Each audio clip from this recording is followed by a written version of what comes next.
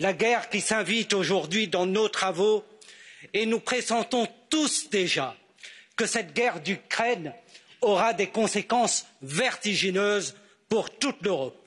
Et déjà sous nos yeux, d'ailleurs, l'un des plus vastes mouvements de population de notre histoire européenne récente.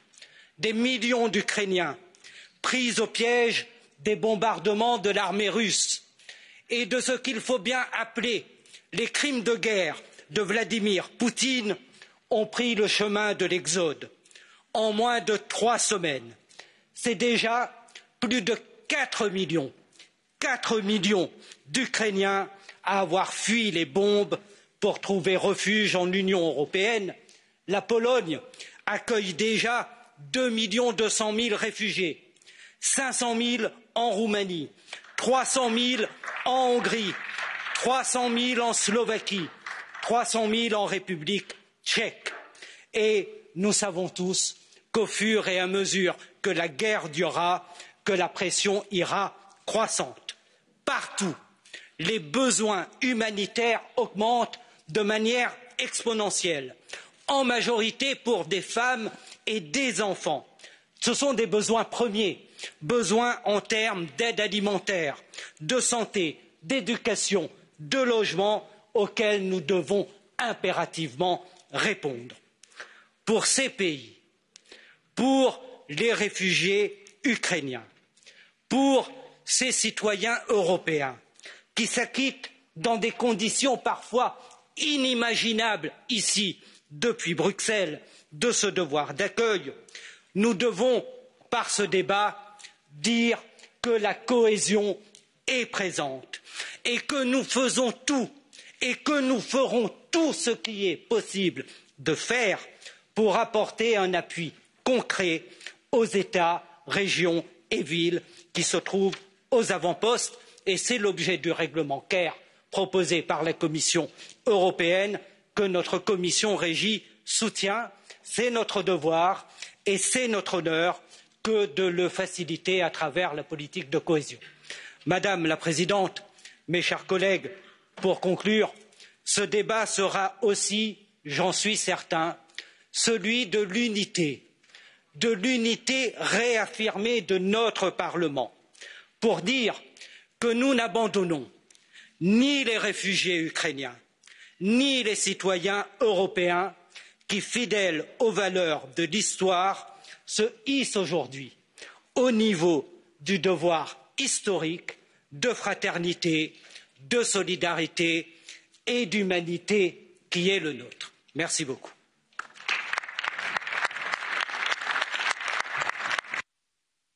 Monsieur Omarjee, is there anyone in this chamber who wishes to speak against this request? So I put the request to a vote. Who is in favour? Nice to see that. So the request is adopted, and a debate on this file will be held tomorrow, Thursday, 24th of March at 11, with one round of political group speakers, and as a consequence, our sitting will start at 8:30 in the morning. The vote will then be held also tomorrow at 11:30. The deadline for tabling amendments is today, Wednesday, 23rd of March at 5, and the deadline for tabling split and separate votes is later tonight at 8 o'clock. The second request is on a more flexible use of funds under the AMIF regulations in light of the war in Ukraine. Again, before the vote, I will give the floor to the mover and any speaker who would like to speak against, along with the chair rapporteur of the committee responsible. I give the floor to Mr. Lopez Aguilar, chair of the LIBE committee, who asked to speak in favour of this request for 3 minutes. Madam President and dear members, on behalf of the LIBE committee, I hereby confirm the urgency and priority of this procedure that has been activated by the Commission, proposing a regulation to the Parliament and the Council amending a previous regulation laying down general provisions on the Asylum and Migration and Integration Fund, the so-called AMIF, and the regulation the same year, 2014, related to Home Affairs Fund. The objective of this proposal is addressing the harsh consequences of the unjustified and brutal war launched by Putin against Ukraine by facilitating all resources for the period 2014-2020 of the Asylum and Migration and Integration Fund, as well as to allow a more flexible access to the Internal Security Fund to secure external borders and visas to prevent and combat terrorism and radicalisation. Greater flexibility, allowing to extend the scope and the period of eligibility and unblocking the access of unspent resources. In addition, this greater flexibility for the management of the funds will enhance the adoption of the measures set out in the Council Directive of 2001 on minimum standards for granting temporary protection directive that we all know has been activated for the first time ever. In addition, Member States will be able to allocate contributions for the period 2021-2027 under the heading of external assigned revenue. We're all aware of the situation, dramatic, caused by Putin's war, and the particularly situation at the border, very delicate. From the European Parliament and from the Commission that I have the honour to chair, we have been working to reaffirm our commitment to continue providing political, financial, material and humanitarian support in a coordinated manner, as well as supporting the reconstruction for a democratic and pluralistic Ukraine. The proposal urgently utilises remaining funds amounted by €420 million to help to address the increased number of persons on borders and migration management systems arising from the invasion. It is indisputable that this European Parliament should give its support, in our view, to respond to the current challenge and help people fleeing war zones. Let me point out finally that a united approach is more necessary than ever before at the European level to manage this situation. It must be based on mutual trust, solidarity, shared responsibility between Member States and institutions alike, all to ensure sustainable and responsible migration policy, security, border management, increasing the confidence of our citizens to the ability to join forces at EU level. But I will also stress the importance of the complementarity of this proposal with the other that has been discussed in this session of the European Parliament, Cohesion Action for Refugees in Europe, CARE. To conclude, let me highlight that we call on the Russian President to fully comply with his obligation under international humanitarian law, ensure humanitarian access to victims internally displaced in Ukraine, allow safe passage for civilians compelled to leave their beloved country. Thank you. Thank you, Mr. Lopez Aguilar.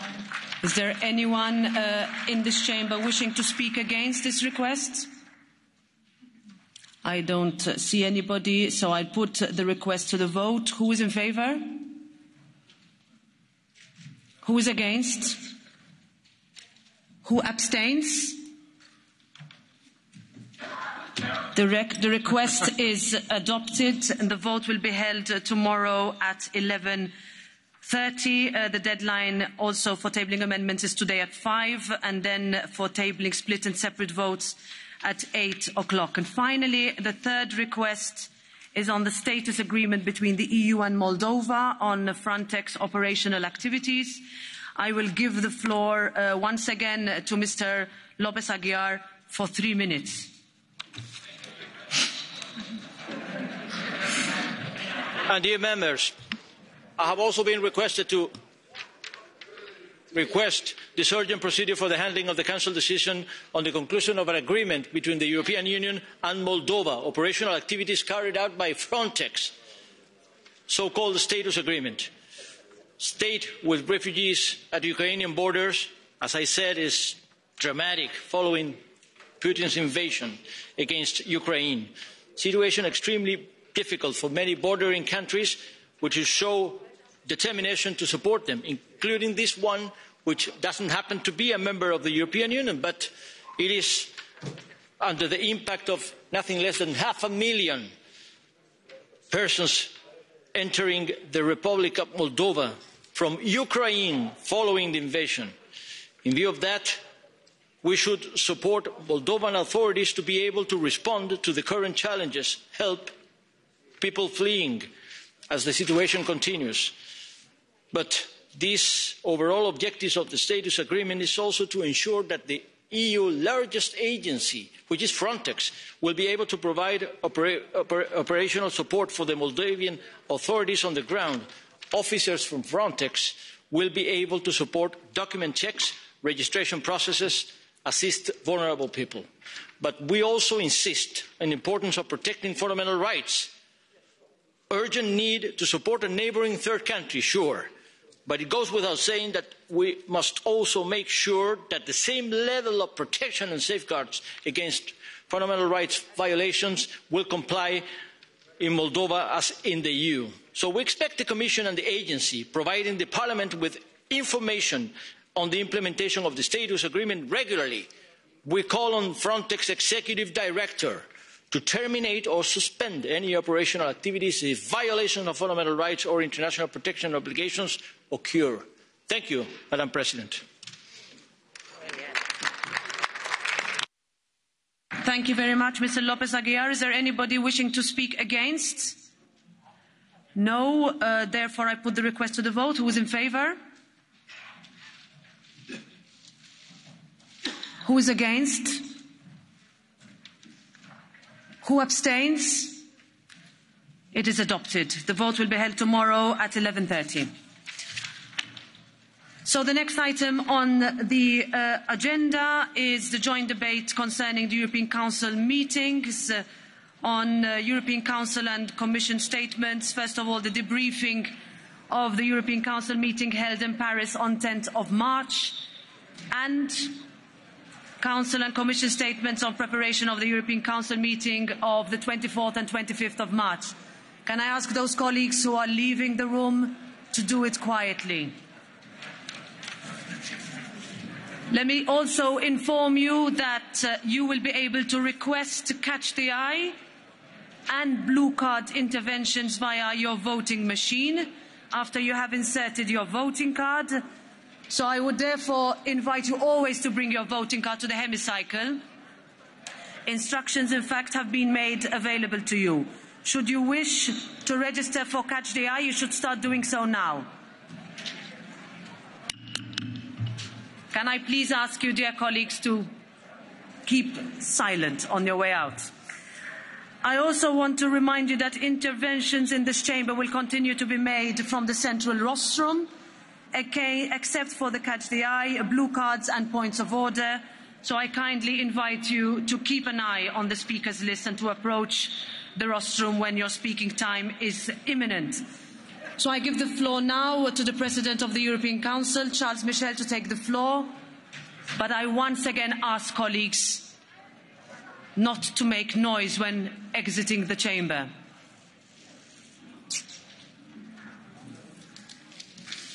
President Michel, you have the floor. Madam President of the European Parliament, Madam President of the Commission, dear members of the European Parliament, 1 month of war, 1 month of death, destruction and suffering, 1 month of Russian terror against the people of Ukraine, and 1 month of the democratic world rising up with full force to condemn Russia and to stand against this barbaric and immoral war. Mariupol, like other cities, Mariupol will forever be engraved in the history of martyr towns. A theatre bombed, an art school bombed, where so many people took refuge, 90% of the city damaged or destroyed, residents held hostage by Russian troops, no food, no water, no electricity, no heating. Mariupol, 1 month ago, a vibrant city, and today, in ruins. Dear colleagues, Russia is responsible for this war. Russia alone. Targeting women, children, civilians. These are crimes, and those responsible will face international justice. No impunity. Ladies and gentlemen, we are not alone in condemning this brutal war. Far from it. The EU, along with our partners and allies, is rock solid in our solidarity for Ukraine. For 1 month, an international coalition has risen up to denounce this war. Nations, businesses, citizens, the United Nations, together, we have one common goal: to defeat Vladimir Putin. Putin thought he would conquer Ukraine in a few days, and he was wrong. He thought he would divide the EU and our allies, and he was wrong, because the people of Ukraine are fighting bravely, defending their homes and the future of their children, defending their democracy, and defending our European common values. The European Union, with our allies, we stand as one, and we are taking action against the Kremlin.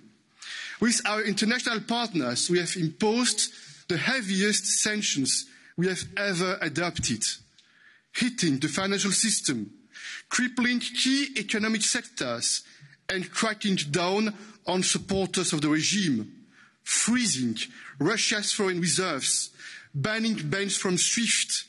The ruble has plummeted, multinationals are fleeing, and sanctions on Russian companies and on decision makers, propagandists, oligarchs, freezing their EU assets, banning their travel in the EU, targeting their yachts, their villas, their private jets.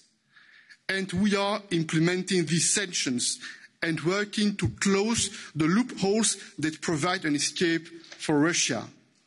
And we are prepared to do more to starve Putin's war machine. Ladies and gentlemen, as we speak, the Ukrainian people are battling for their freedom, and will not abandon them, because this is our political and moral duty. They are fighting not only for themselves, but they are fighting for our common values and principles. In Versailles 2 weeks ago, we decided to increase our humanitarian, political, financial and material support to Ukraine. Over 3 million people have fled to the EU, mostly women and children, and we are welcoming them with dignity, and will continue to offer them any assistance they need and show solidarity with the countries on the front line. And will also continue to provide military equipment to Ukraine, with €1 billion already mobilised through the European Peace Facility. We also have a very powerful tool in our association agreement with Ukraine, and we must make the most of it. Just last week, we continued our support in the energy sector by connecting Ukraine and Moldova to our European electricity grid. We have also worked intensely on the diplomatic front to try to end this war.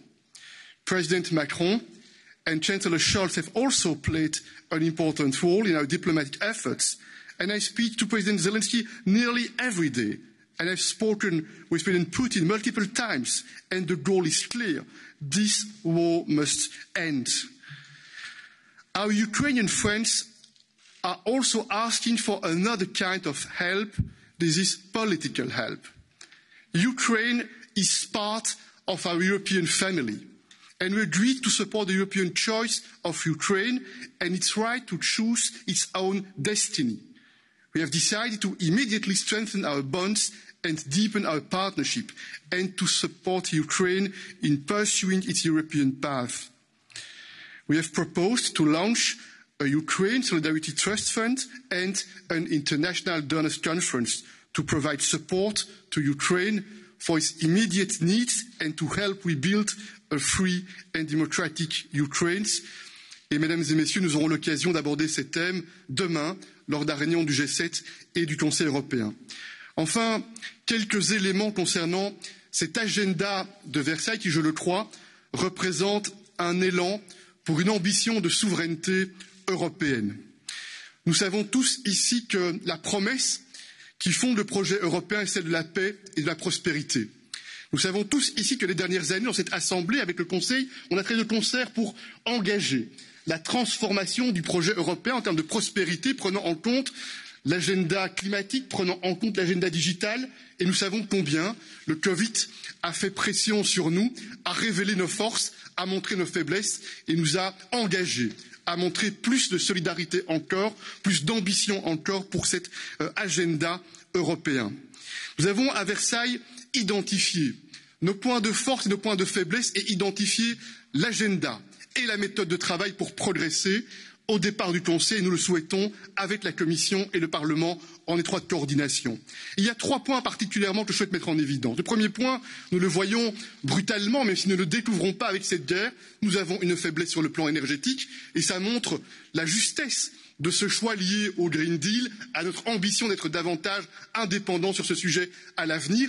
Mais sans attendre cette neutralité climat, il nous appartient immédiatement de prendre les mesures pour renforcer dans ce domaine notre résilience, notre indépendance, de sortir progressivement de notre dépendance, spécialement au gaz russe. Ce sujet sera bien sûr au cœur de nos débats dès demain et après-demain au Conseil européen. Le deuxième sujet, nous le voyons bien, c'est la question de la sécurité et de la paix qui y est liée, et donc la question de l'Europe de la défense.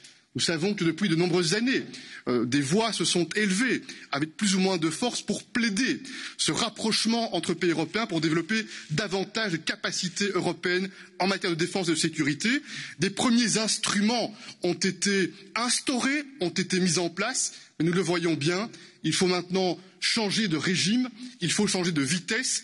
Et je suis totalement convaincu que cette décision, qui a été prise avec courage par les 27 leaders européens, la mise en place, au travers de la facilité paix, d'une capacité de livrer du matériel militaire, est un pas en avant substantiel qui montre que l'Europe peut disposer, si nous le souhaitons, d'une réelle capacité d'influence et de puissance au service de la paix et au service de nos valeurs. Et enfin, mesdames et messieurs, le troisième élément, nous le voyons bien, il touche à la robustesse de notre base économique. Si nous sommes en mesure de prendre des mesures qui touchent le régime à Moscou, c'est parce que nous représentons une force économique, 450 millions de consommateurs, un marché intérieur puissant, avec des points de force, avec des atouts qui sont indiscutables, mais c'est vrai, soyons lucides, avec quelques points de faiblesse et de fragilité qu'il faut rapidement corriger. C'est le sens du travail qui est mené étroitement avec la Commission, avec le Conseil et, je l'espère, avec vous aussi au départ du Parlement européen. Les microprocesseurs, voilà un sujet auquel nous devons être engagés pour développer les technologies qui, demain, vont fonder la différence, garder cette capacité d'innovation. Le secteur de la santé. On a vu à quel point la santé touche directement notre capacité de bien-être collectif, mais aussi la capacité de soutenir notre base économique. Sur tous ces sujets-là et sur quelques autres, nous allons aussi continuer à progresser, continuer à avancer. Vous le voyez, Madame la Présidente, Mesdames et Messieurs les parlementaires, il est certain que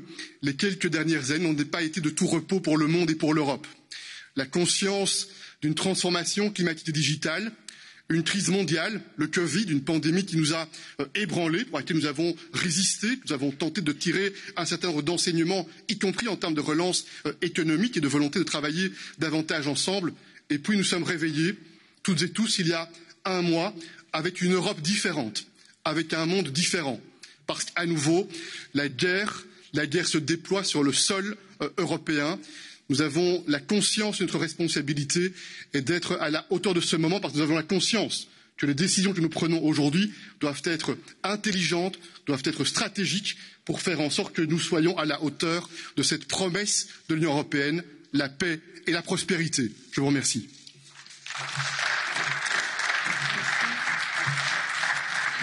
Thank you, President Michel. I give the floor now to the President of the European Commission, Ursula von der Leyen.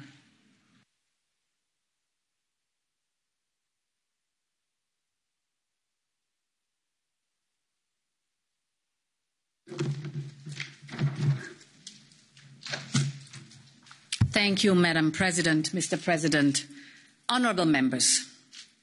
Every day we watch in horror the images coming from besieged Ukrainian cities, the devastation of Mariupol, Kharkiv and the outskirts of Kyiv. But let me take you for a moment beyond the front line into occupied Ukraine. After the siege and the shelling, the reality of occupation is just as terrifying. Fresh food has become a luxury. Hospitals and pharmacies are running out of medicines. Hundreds of people have been detained by Russian occupation forces. And yet, every day, thousands of Ukrainians keep taking the streets to protest against the invasion. In Kherson, in Berdyansk, in Melitopol, they are waving their blue and yellow flags in the faces of the occupying soldiers.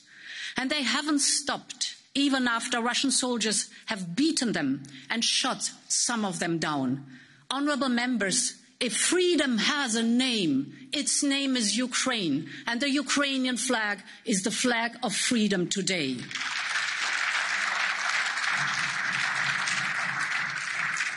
All our efforts are aimed at making this war a strategic failure for Putin.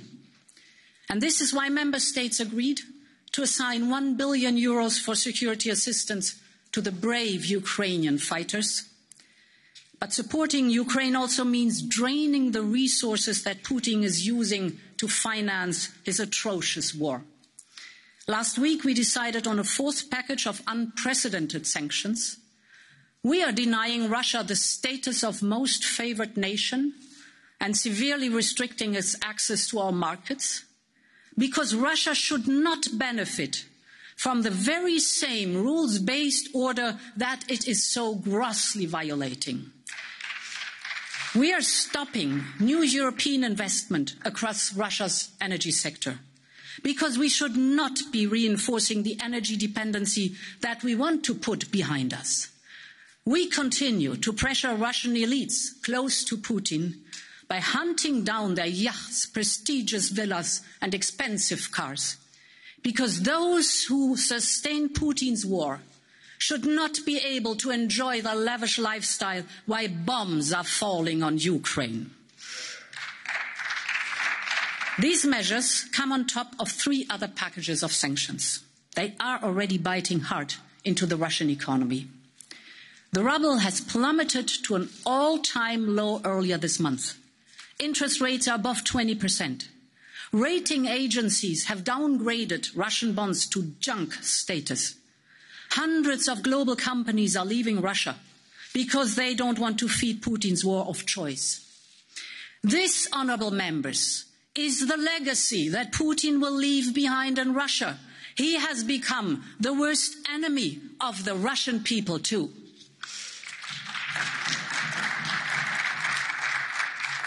But first and foremost, he is responsible for the human tragedy in Ukraine.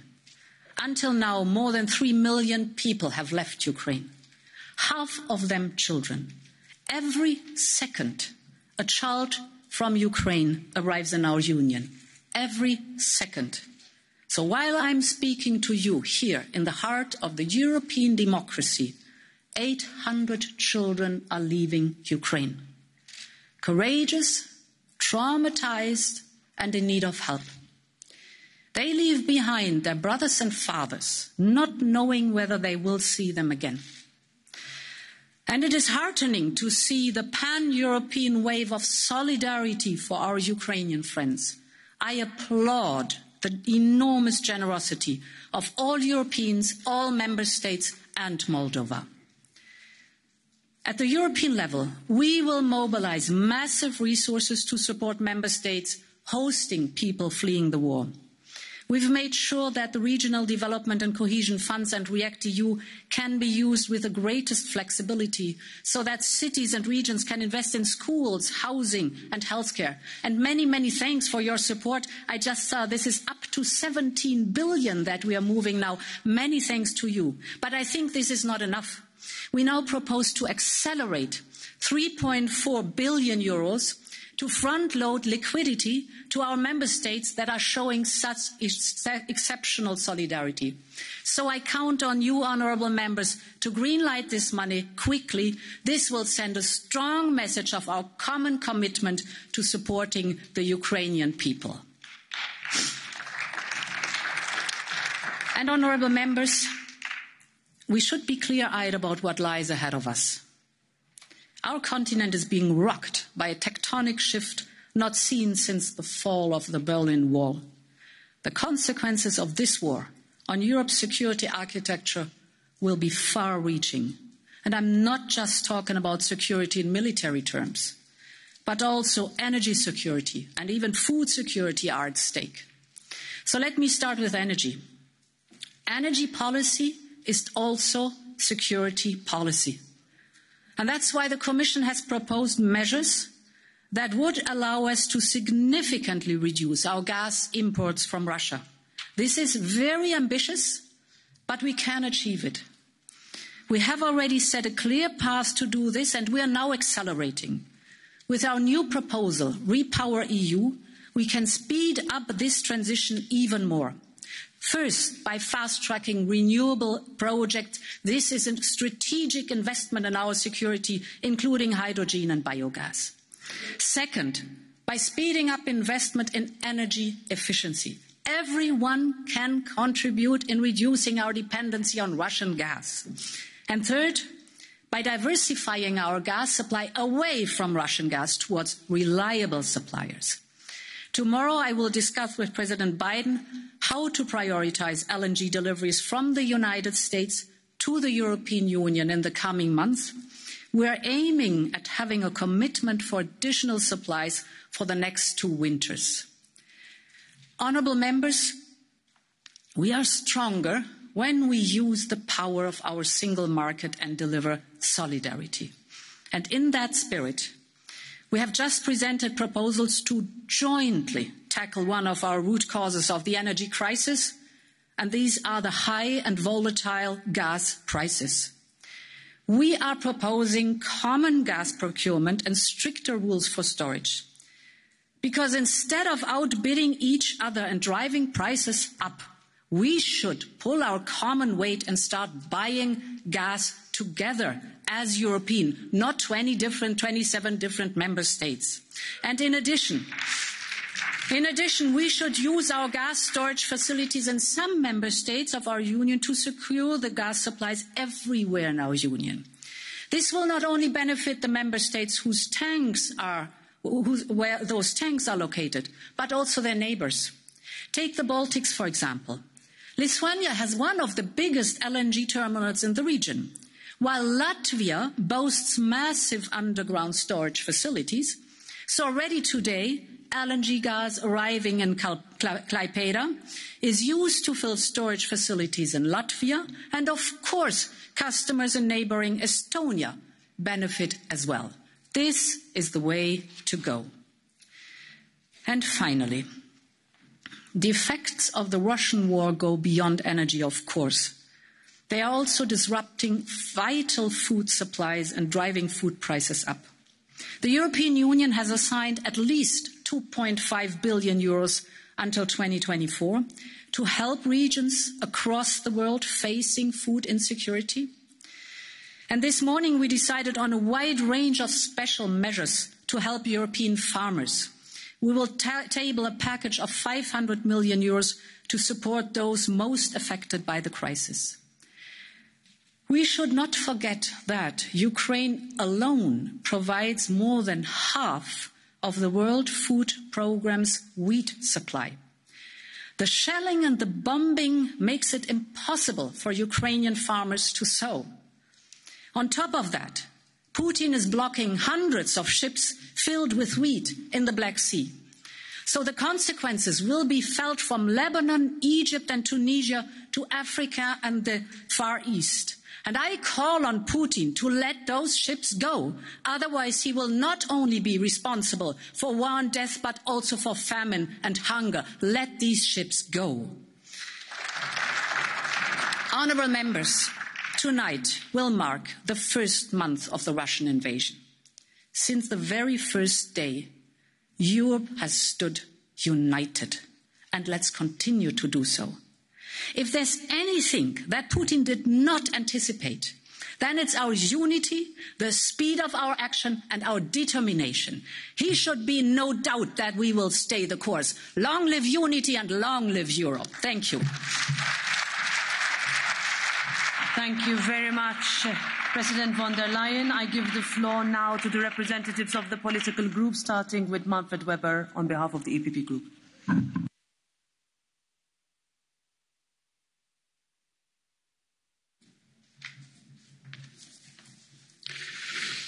President Metsola, President von der Leyen, President Michel, dear colleagues,